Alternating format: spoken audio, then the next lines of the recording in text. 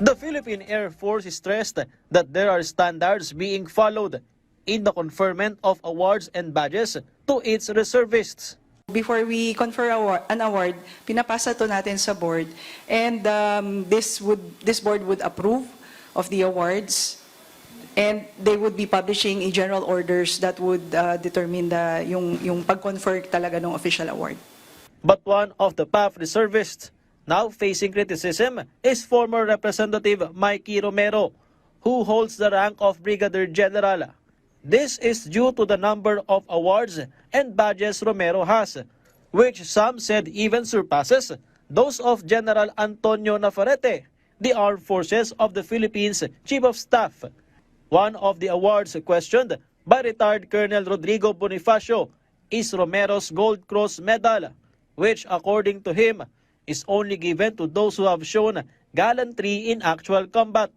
Bonifacio described this as stolen valor and called for integrity in the AFP's conferment of awards instead of allowing them to become political props.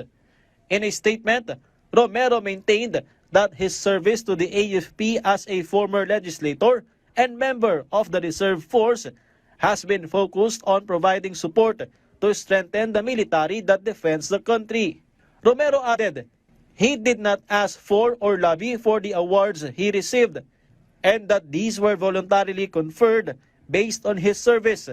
The PAF said the policy review on the conferment of honorary badges is ongoing to ensure that their wearing by reservists on their uniforms is in accordance with the rules.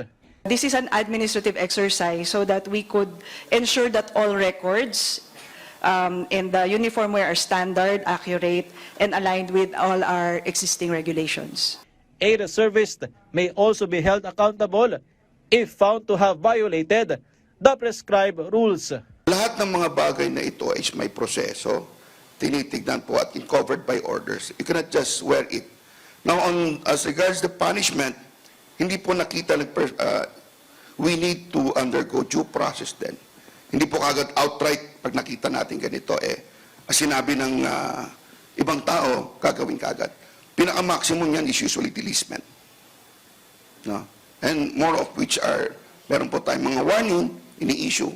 Pag hindi naman po, nakikita po natin sa kurso ng ating pag-iimbestiga. Romero was commissioned as a PAF reservist in 2021 and is currently the commander of the Tactical Operations Wing Reserve, Northern Luzon. Patrick De Jesus for The Nation.